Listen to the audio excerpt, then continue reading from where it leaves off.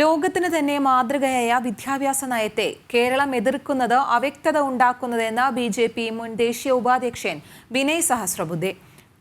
പുതിയ തലമുറയിൽ ദേശീയത ഊട്ടിയുറപ്പിക്കുന്നതിനാണ് വിദ്യാഭ്യാസ നയം രൂപീകരിച്ചത്. സംസ്ഥാനങ്ങളുമായി ചർച്ച ചെയ്യുന്നത് ഉൾപ്പെടെയുള്ള എല്ലാ മാനദണ്ഡങ്ങളും ഇക്കാര്യത്തിൽ പാലിച്ചിരുന്നുവെന്നും അദ്ദേഹം വ്യക്തമാക്കി.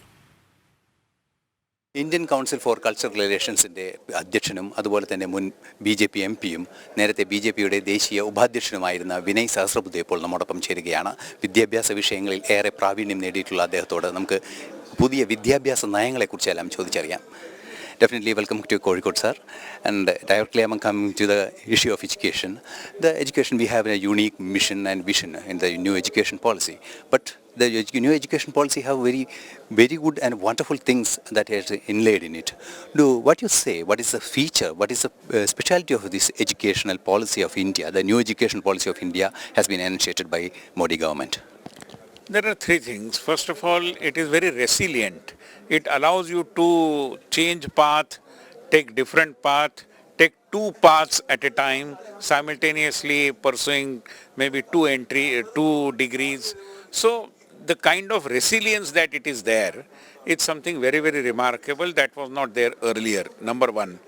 Number two, it also talks about rootedness in Indian culture, something very, very critical, which was not there in the past, and therefore on that count also, it tells you to take pride in India, in Indian culture, in India's history, and therefore this is also the second most important aspect of it. Thirdly, it also provides several innovative ideas, like for example, the technology. The intervention of technology in education, the kind of scope the national education policy provides is historic, I would say. Never before that kind of scope was provided to experimentation with technology, with intervention of technology. Again, there is an idea of cluster of schools. Now it is something wherein we can utilize the resources in a very ensure maximum utilization of resources in a very systemic manner. If there are 4 schools, why do we, in a vicinity, for example, just about a square kilometer, then why do we require independent libraries and laboratories for every school? We can share them. Maybe some school can utilize the library hours in the morning, other school can do it in the evening. So likewise, it provides ample scope for such experimentation as well, and therefore the national education policy is remarkable on several counts. But one more reason I would say that the national education policy manifests for the first time the demaculaization of our education. Definitely this democratization happens and enrootedness happens, and many things are being happens in this education policy while it's observing being as an Indian. But it is being criticized in Kerala by someone in Kerala. And what do you feel? Know why certain state governments have one fine morning realized that there are certain things to which they have to oppose to. When the policy was being prepared, not just state governments but even village panchayat leaders were also consulted. About 1 lakh village panchayats also have sent in their suggestions. Likewise, the state governments also gave their suggestions. And at the end of that, this policy has been prepared. So it has been prepared in a very, very democratic and all-inclusive kind of format. So I don't see any reason except for partisan approach, which is essentially a political approach. I don't see any reason why certain state governments should be opposing this policy. Definitely, I am going to another matter. That is definitely it is about the electoral politics. And you have done the PhD in ultra populism, all those things. That's your study also, in your academic study also. So we, as in the case of Palestine issue, we have stated very clearly that there is no politics, that is vote bank politics. We emerge in the international relations, in the national relations, and in nation too. But do you think it's the same context prevailing in Kerala?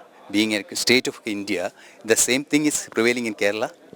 Well, I think state politics is a different matter which requires more elaborate commentary on that. But yes, the governments in Kerala, whichever the party that might be leading those governments, were out and out playing the politics of vote banks.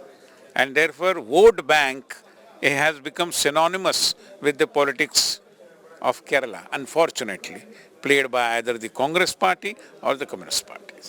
While discussing the recent issues, that a Waqf board appointment that has to be given to the Public Service Commission, and such initiatives has been taken by the government of Kerala, but it has been withdrawn only because of the pressure of these groups. Do you think it's a fair act? Certainly not. I mean, why should a government, once a decision has been taken, while considering all the things, backtrack under the pressure of certain vote bank groups? It shows their fickle-mindedness. It shows their weak-kneed approach, and therefore this requires to be strongly condemned. Whatever is in the interest of the people at large should prevail. Good governance demands that the governments do not buckle under the pressure of certain groups. Okay, definitely we are emerging, and you have stated in this speech also that emerging India, and we are in emerging stage.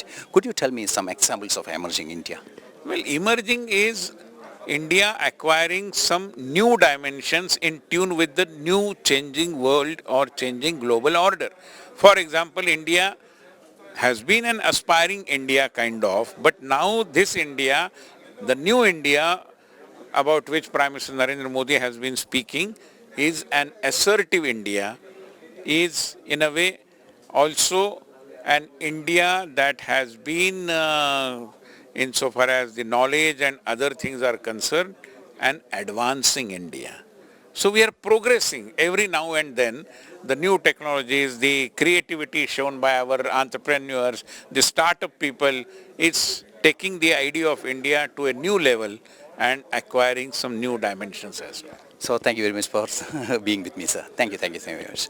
തീർച്ചയായും സംസ്ഥാനത്തിൻ്റെ തെറ്റായ ചില നിഗമനങ്ങൾ, അതുപോലെ തന്നെ ഇവരുടെ വിദ്യാഭ്യാസ രംഗത്തും രാഷ്ട്രീയ നിലപാടുകളിലുമുള്ള നിലപാടുകളെ ശക്തമായി വിമർശിക്കുകയായിരുന്നു വിനയ് സഹസ്രബുദ്ധെ. തീർച്ചയായും രാജ്യത്തിൻ്റെ പുരോഗതിക്കൊപ്പം കേരളം നിൽക്കണമെന്ന നിർദ്ദേശം തന്നെയാണ് അദ്ദേഹത്തിൻ്റെ ഭാഗത്തു നിന്നും ഉണ്ടാകുന്നത്.